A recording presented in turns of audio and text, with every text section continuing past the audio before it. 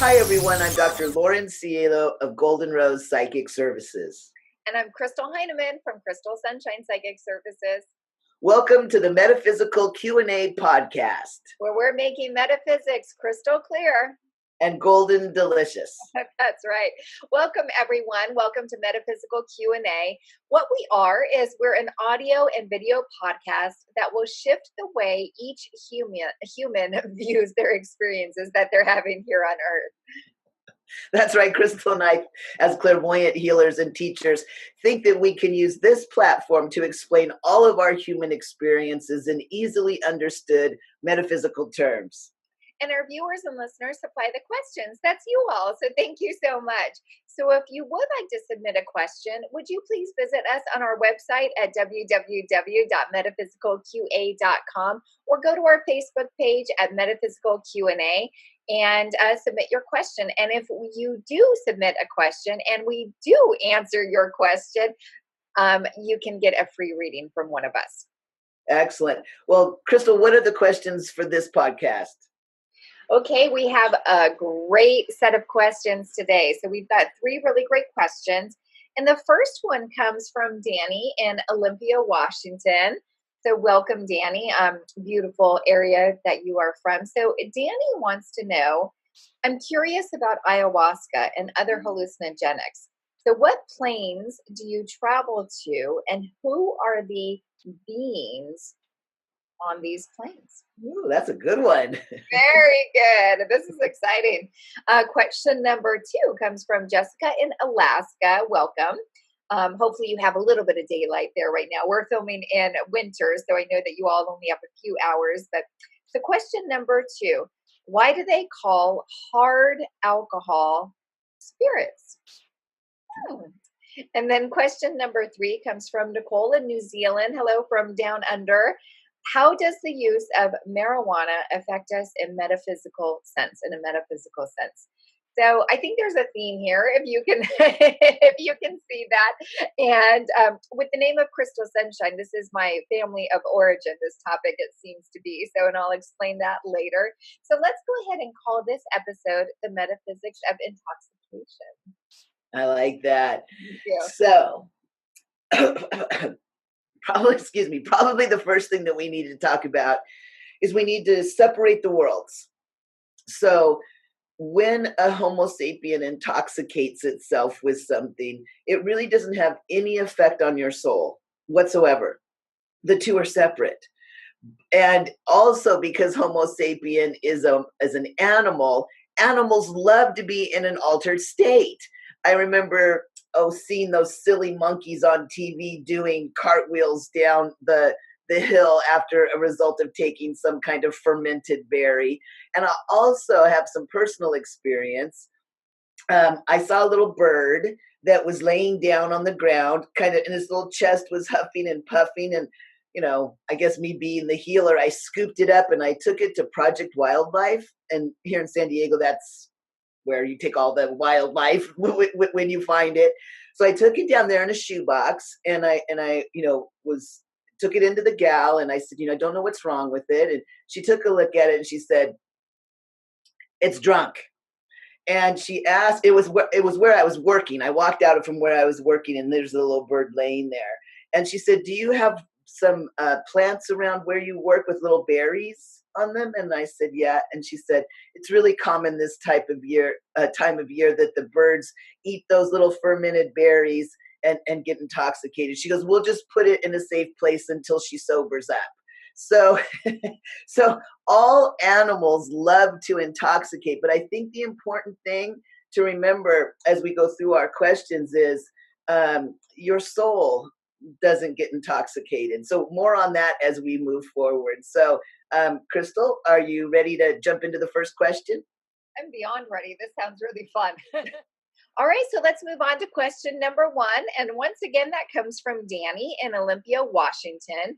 And Danny asks, says, I am curious about ayahuasca and other hallucinogenics and what planes, and I'm assuming he's referring to the astral planes, and we'll give you a little idea of that. So what planes do you travel to and who are the beings when you do travel there?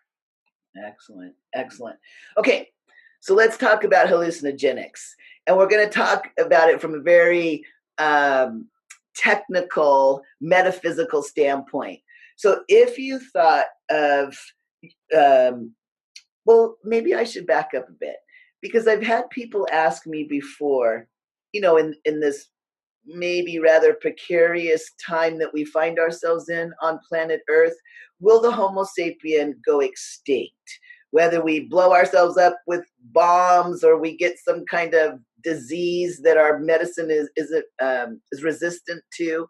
And really, when you think about it from Mother Earth's perspective, she has been over and over trying to create a high enough life form to attract souls like me, you, and Crystal, right? And she did. She created the Homo sapien. And think about how different your experience would be if you incarnated in an earthworm, right? This particular animal comes with chakras and emotions and super mentality. So it's a sensory overload, really. So when we think what the future of the Homo sapien is, as far as the Mother Earth is concerned, our hardware, the brain, we don't even utilize much of it. So if you think about it from a tech standpoint, we would say that the hardware platform is completely upgradable, right? There's so much more hardware than the software is running on. And if you thought of the software as your personality, your soul that comes in. So now you're prepared to hear about what hallucinogenics do to your hardware. Let's say that we use a quarter of our brain. Okay. Well, once you introduce a hallucinogenic like ayahuasca into the Homo sapien, all of a sudden that other part of the hardware engages. Now, it's not that there isn't an application running on that part of the hardware. There is, but we're unaware of it. So what ayahuasca really technically metaphysically does is it allows you, when you're in your body, when your soul's in your body, to access all of that hardware. Even though it's running in the background anyway, we're not aware of it. So that's what ayahuasca does. It allows you to utilize more of your human brain. And again, I can't say it enough. Your brain's already doing that. You just don't realize it. So that's what ayahuasca does. And again, as I said at the beginning, it's not your soul that gets intoxicated. It's your user interface. Okay. It's like driving a car that might be playing talk news, and you turn the channel and all of a sudden you're hearing a symphony, right? It's just the car you're riding in is listening to something a little bit more sophisticated than talk radio, maybe. Okay, now let's talk about the other part of Danny's question. What levels, or where do you go when all of a sudden you're using more of your brain and realizing it? Well, the astral, of course. There's really only two realities that your soul goes to: the real world, the 12 layers of the astral, and then this fake replica of levels 3, 4, and pushing 5. So once the Homo sapiens brain is activated with a hallucinogenic, now all of a sudden it has access to those higher planes and in consciousness while it's awake, in other words. So it just depends. I think I've probably said before that I think of the astral plane as the high school quad, right? You can go over and hang out with the surfers or the jocks or the brains or the stoners, right? You can, there's no barrier. You can walk right over there, but you do have an affinity with a certain group versus others. So the same is true when you're on ayahuasca. It just depends on where your soul likes to ride on the astral is where your awareness will be pulled when you're doing a hallucinogenic. Now, of course, some people have what's called a bad trip, and that would mean that you're hovering really low on the astral plane, like levels 1, 2, and 3. Now, and then the last part of Danny's question, who are the beings that are on those levels?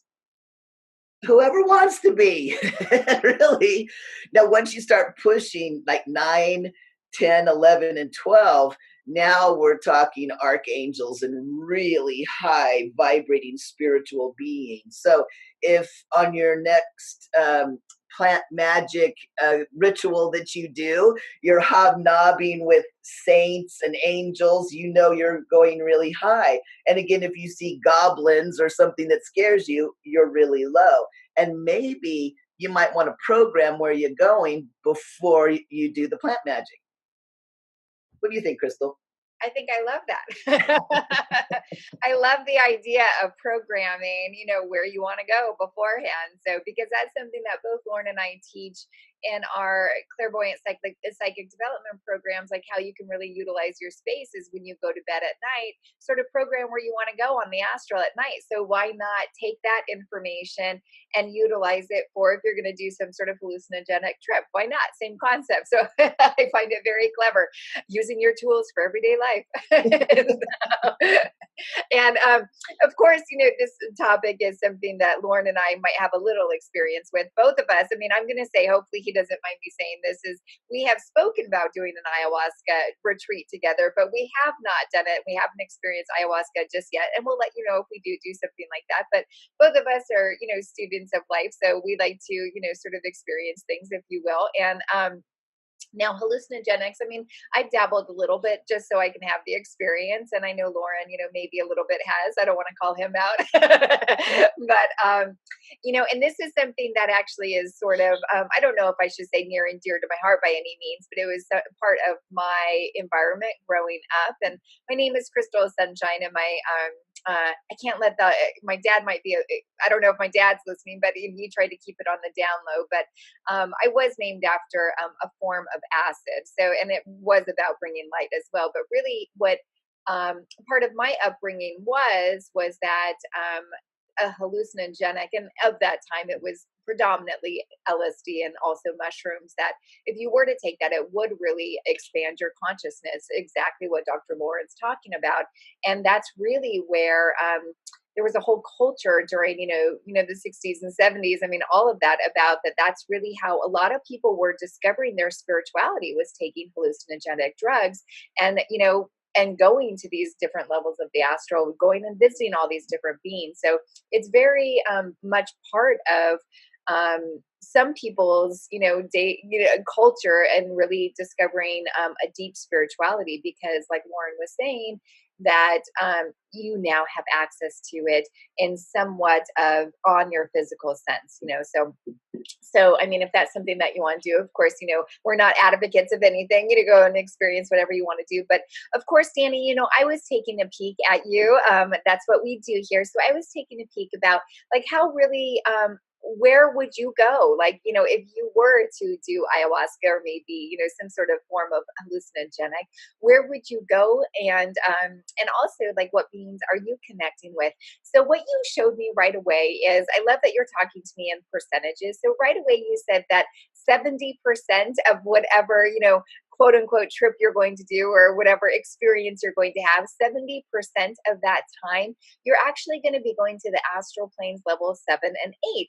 Now that's really where you go to learn, because what you're coming forward and saying is that you too are a student of life, and like you really soak knowledge in like a sponge. It's like the way that you show me, it's just like you're so eager to like collect wisdom. You're so eager to learn, because you're a natural teacher as well, but you really, really like collecting experiences. You really like doing that. You like collecting knowledge. You like collecting wisdom. So you normally gravitate towards the levels 7 and 8. And this is where like the Cathedral of Souls exists. This is where the Akashic records are. This is where you go to learn. This is where you go to teach. This is where, you do a lot of this stuff. It's really, the school of spirit, right? So that's really where you like to go. So 70% of the time, that's where we could find you, if that's where, if that during your experience. And really what you're doing, essentially, the way that you come through is you're hobnobbing. I haven't used that word in years, but essentially you're hobnobbing. That's what you come in and say. You're sort of hobnobbing with the intellects of the high intellects. Isn't that so interesting? And you're really wanting to pull their knowledge. So you call it hobnobbing. I think that's really clever. And then 30% of the time, that's when you're on the levels 9 through 12. And like Lauren just spoke about, that's really the levels of the archangels, that's the divine, it's really high vibrating, if you will, beings without bodies. And you spend about 30% of your time there. And again, and the way that you come through, it's almost like you go there to meditate. Isn't that so interesting? And the way that you show me is just sort of being around that vibration allows your vibration to raise. So it's like you sort of go to learn on 7 and 8, and then you take it a step further and go to 9 to 12.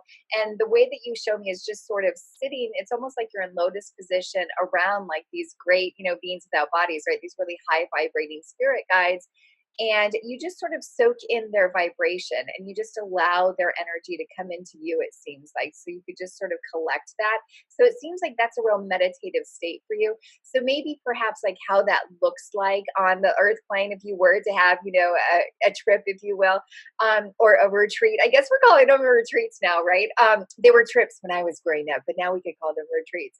So essentially how that would look like here is maybe that part, that 30% part, of when maybe you feel like your consciousness goes really far out. Maybe, your mind kind of stops like calculating and learning so much. It almost seems like that relaxed state. That's really where you are. You're in 9 through 12 and that's your meditative state. So I think it's probably going to look like that here on earth too. It's going to be more of that calmer period versus like, maybe like going out and learning all that kind of stuff. So that's where you are and that's what you're doing. So it looks pretty good for you. I think that you would have, well, who am I to say? I'm not going to give advice on anything. So that's what I have, Lauren. All right, we're up to question number 2. And this one comes from Jessica in Alaska. It makes me cold just thinking about that. Anyway, Jessica wants to know, why do they call hard alcohol spirits? Oh, I love this question. Now, of course, I have experience with this. I wasn't sure whether you were going to tell this story or not. Yeah, I mean, I laugh about it now, and it is one of Lauren's and mine best jokes. But I actually, I was an alcoholic when I was a kid, so and I know that most of you might find that funny. But all kidding aside, I did have quite an affection towards alcohol when I was growing up, and thank goodness I'm an adult now. And Child Protective Services, I don't think really existed when I grew up, so that was a good thing. But she doesn't mean as a teenager. No, I mean about 3 to 6 years old was my alcoholic phase. And we do joke about it, but I'm quite serious about it. So I had very young parents and they partied a lot. And so I would wake up, they would party, all throughout the hours of the night, and they would party. And I would wake up with the intention very, very early before they woke up and before they collected all of the alcoholic beverages they left out. And I remember my mom's favorite drink was a grasshopper. And boy, I mean, it tastes like candy. So I would get up and I would just guzzle. I would just guzzle their alcohol, and then they would wake up and I would be drunk. And so, and it was really a period between 3 to 6.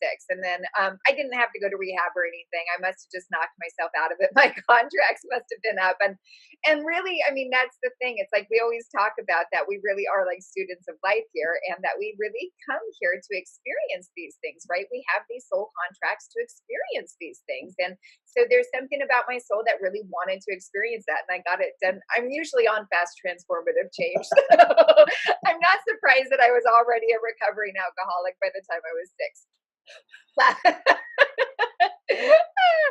But so let's go ahead and talk about hard spirits, hard alcohol, but then why they're called spirits, to really get to your question. And of course, I mean, how Lauren was talking about in our last question, right? In question number 1, where hallucinogenics really expands your consciousness, right? That's where a lot of people find their spirituality, because they are really able to expand their consciousness and still be in body, right? To still be here and to sort of feel that. Well, let's look at alcohol, and specifically hard alcohol, because I do think it is more, that high level content of alcohol.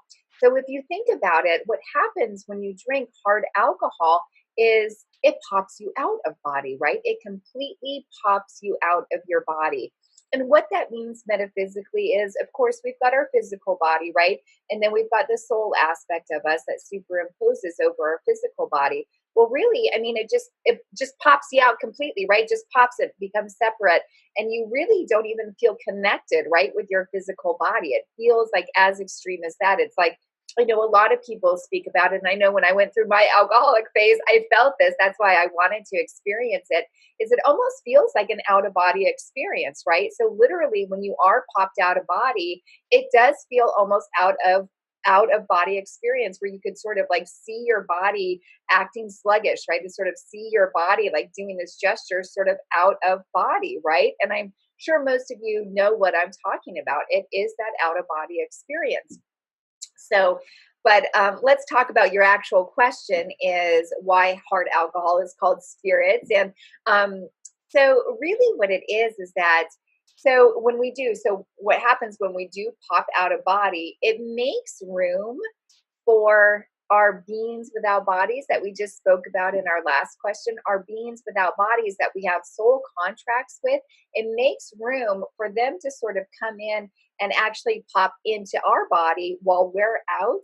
And what that's called is called channeling, right? That's what channeling is you actually allow yourself to pop out of your body, right? Your soul comes out of your body, and then another being without body comes into your body, and that's what channeling is. So that's really where the word spirit comes from, is that you pop out of body, and then another quote unquote spirit comes into your body, right? And you actually start channeling that being. So a lot of you, I think, are getting lit up with with this whole topic. And I know that seems like, oh my gosh, like, I don't know if I really want to do that. Of course, we all have free will, and all of this has to happen within contracts, right? Our higher self has to agree with that. But think about it this way, as far as like, if you do think about that, some people are really good drunks, right? Some people are really bad drunks. And you often wonder why, right? Your best friend who could be like the sweetest person in the world, all of a sudden they get really, really drunk, right? And they become a violent person. You're like, I've never even seen that energy before. Who is this person? They feel completely different. It's because they popped out and they channel an alcohol being, an alcohol spirit, if you will, that really has that sort of, violent, darker energy to it, if you will. And then some people like Lauren and I are really happy drunks, And so what would happen, I mean, I don't remember the last time I, got really that drunk where I would pop out of body, but, I did drink after 6, you guys. But we are really good drunks, and we do tend to be pretty funny and, pretty, light. And so what happens is that we pop out, and then a being comes in that is really fun and light, right? Sometimes like maybe like you feel like you're a comedian, right? But often what happens is you don't really have memories of these experiences, right? It's sort of like when you reflect on it, when you come out of it, essentially when you pop back into your body and the quote unquote alcohol spirit is gone, you sort of reflect on your space like it was a dream, right? Where it was like you feel really disconnected with that information. And that's because you really aren't there. And then you take it a step further, and most people, I think that maybe, I don't know, I'm hearing like 75%, most people have had a blackout experience. I know there's a lot of people that haven't experienced that, but most people have experienced that blackout experience, right? Where you have zero recollection of what happened, right? Zero recollection. You don't know how you made it back to your bed. You don't know how you did any of that. And that really is because you don't remember because you really weren't there. Your body wasn't there. You were channeling someone. So that's really how hard alcohol got the name spirit, is because quite honestly, you're just channeling. You pop out of body. You pop so far out of body, and you actually call in. You have a soul contract with a being without body, and they actually kind of take over. So that's what I have. Lauren, do you have any information on this?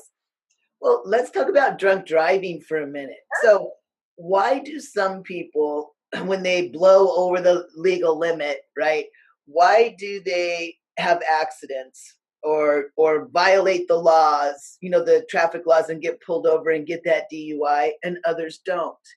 Well, it has to do with your chauffeur being. The spirit that you channel when you're drunk, are they a good driver or are they not? Right? So I know that might sound really strange to you, but that is exactly why some people get caught in DUIs or have accidents, and other people are as drunk as skunks and make it right home, park perfectly, and they do it all the time, right? So I guess maybe the moral of that story is if you're going to drive drunk, make sure you contract in with a chauffeur. So. Or don't drive drunk. Oh, there's always that. Whoa. I thought you weren't going to give advice. No. Reel it in.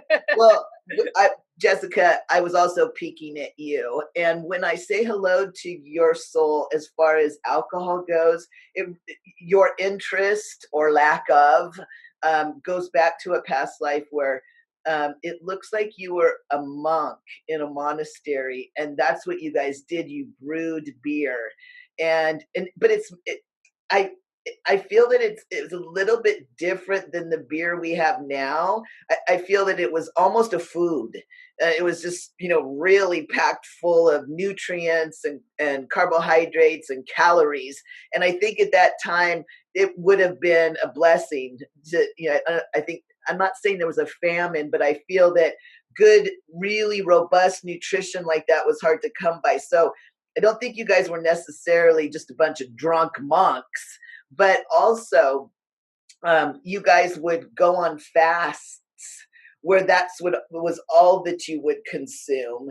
And you would talk to God, talk to Yahweh, the God of the monks, is named Yahweh. When you hear the word God with a capital G, that usually in the Christian context, that God's named Yahweh. So when I say Yahweh and you don't know what I mean, that's what I'm talking about. The God of the Christians and the Hebrews. So that in that lifetime, you and your monastery really, it wasn't that you were just getting intoxicated. You were taking this into yourself and you were having these religious experiences. So whether you're a teetotaler or whether you like to tip a few, it probably goes back to that life. And I know Crystal has seen it before too. It's just like your parents, right? Either you do what they do or you do completely the opposite. Well, we do that with our past lives too. You might get right into that same groove, or you might be like, I'm going nowhere near that. So whether you do or don't, you were a monk. So that's what I got for you, Jessica. All right, so we're on to question number 3, and this comes from Nicole in New Zealand. Thank you so much, Nicole. And Nicole asks, how does the use of marijuana affect us in a metaphysical sense? Great question. Oh, excellent. Well, let's see if we can put it into perspective. So we talked about ayahuasca expanding the consciousness while we're in our body. So now all of a sudden the Homo sapien can experience more while it's awake. Crystal talked about the fact that alcohol pops our consciousness out of our body. And oh, by the way, something else might come in. Well, marijuana, it kind of splits the difference. Part of you does leave. But the part that stays tends to be able to really focus down on one thing. So even though you're diminished, the part that does stay can really, like if you're meditating, for example, you can sit in meditation and just feel the energy moving. It's such a sensory experience. But when I say that part of us does pop out, the example of that might be, well, you probably all know people that are stoners, right? They smoke a lot of pot and they can't complete a sentence, right? They start to talk and they go, wait a minute, what was I saying? And Crystal and I call that going white.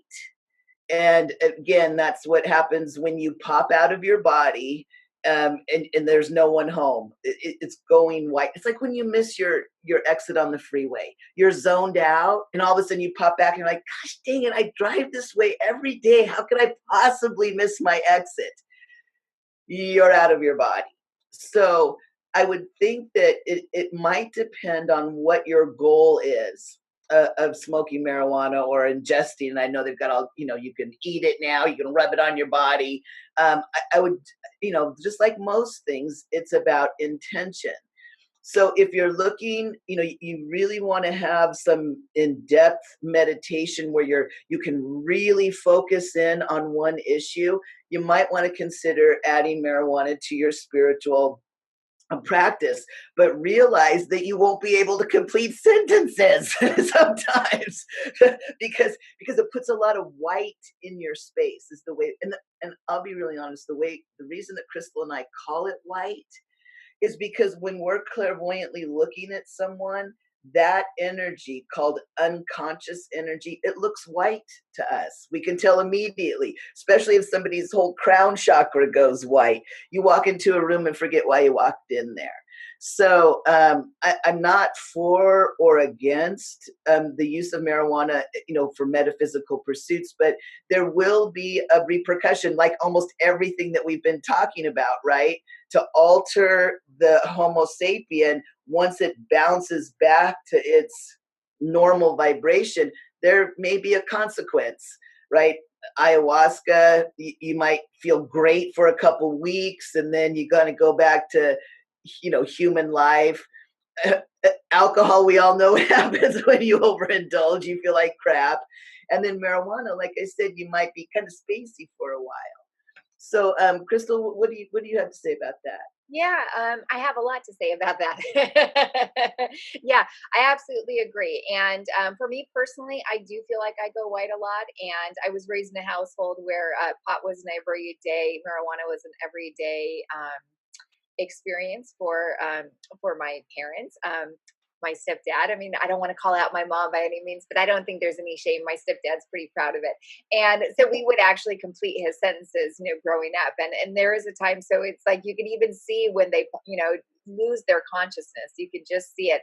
And you sort of have to like reel them back in. So with that, I decided that I always wanted to be pretty present in my body. So after my alcoholic phase, I decided I was like, I kind of like being in here. So, I don't really do too much out there because I do find for me personally that marijuana actually sort of like inhibits my extra clear senses, if you will. So like my clairvoyance, my clairsentience, my clairaudience, my clairvoyance, all of my clairs, it sort of numbs it a little bit. But I know that I've worked with so many people where it really enhances their experience. So I do believe that marijuana is one of those things that is completely individualized. It's sort of like if you've had a session with me, I always say spirituality is so individualized, right? There's no way, for me to ever guess what your spirituality is. So it wouldn't, I couldn't really guess what your, marijuana experience is going to be like, because I do feel like it's very individualized. So with that, I took a peek at you, Nicole, because I wanted to see like, well, how does it really affect you? And so if you haven't dabbled with it, maybe you have, and you're sort of looking to it, I'm going to tell you metaphysically what it does for you. So Nicole, the way that you show me is that you are such an empath and you're such a sensitive. So, and I know you know what I'm talking about. So you sort of feel that you're overstimulated all the time because being an empath, being a sensitive, you are always reading other people's information. You're sort of absorbing. Empath or sensitive is sort of like a sponge that just sort of collects other people's energies, right? So it's like you would feel exhausted, you feel overwhelmed when you go into a big crowd, anything like that. You sort of have like what I call expiration times, right? Like you can only go to the mall or to the grocery store for like 2 or 3 hours because it's like over sensory load. And so you really strongly come in as an empath and sensitive. So when you, however you want to intake marijuana, whether you ingest it, whether you smoke it, whether, whatever, what happens for you? And I can see how this would be beneficial in your space because you're usually overstimulated, being so sensitive. So when you do take in marijuana, what happens is it sort of numbs yourself and it actually feels really good for you. Like you're showing me that, like even my lips are going numb right now. It shows me that you just are like, oh my gosh, I could take a break from all of this like over sensory load. So in that way, it's beneficial for you because it almost like calms the beast, right? It calms the monkey down. And so it's like you feel like you're not absorbing everyone's energy. It feels like you're not like taking in everyone's problems. Like it just allows you, and exactly what Warren was talking about, how it sort of like brings your awareness to like a single focus. It actually brings your awareness to a single focus of you, which is really good, right? That's really good because a lot of, empaths and sensitive don't really focus upon themselves, right? So for you, it seems very beneficial as far as like a very relaxation thing for you to where you can focus on yourself and you're sort of I don't know if I like the word numbing, but that's the way that you're showing me and the way you're communicating it to me, that you sort of just numb yourself to the everyone else's energy, the overstimulation. And I also feel that you're very clairvoyant yourself and that's just really your clear vision. And it's not like clairvoyance as you see like Lauren and I right here. Like we don't see, an image just like as clear as day as this. It's really like that daydream. It's really just, that sort of imagery that you create. And you're very clairvoyant yourself, because the way that you show me that sometimes that even contributes to your overstimulation, because you cover your third eye when you do ingest marijuana. Not all the time. I'm getting like 65% of the time you sort of like cover your third eye, because again, it's sort of overstimulation for you. So you can see just with that information how it can be beneficial for you, but probably not all the time, right? So that's what I have for you, Nicole. And of course, if we read your question here out of the 3 questions we did answer, if we did answer that, then would you please visit our website at www.metaphysicalqa.com, and you're going to find a free reading button. Go ahead and click that and submit your information, and then one of us would love to give you a free clairvoyant reading. So excellent. Well, I'm feeling a little tipsy, Crystal, after that podcast. So hopefully we've done it again. Well, I think we have. I think we've made metaphysics crystal clear. And golden delicious. On so many levels today. Such a multidimensional level today. So would you please visit our website at www.metaphysicalqa, and please subscribe to our podcast wherever you find your podcast, whether it's iTunes, whether it's Google Play, iHeartRadio, Spotify, Player FM, wherever you listen to your podcast. Would you please subscribe, and please, please, please rank us if you enjoyed this. Please review us if you enjoyed this. And then if you like the visual aspect, you can view us, of course, on YouTube. And please subscribe and comment on our YouTube channel. We'd be so very appreciative. And if you are interested in my personal work, I would love to work with you. You can visit my website at www.crystalsunshinepsychicservices.com. And please check me out on the internet, goldenrosepsychic.com and laurencielo.com. Until next episode, bye-bye for now. Please hang up and try again.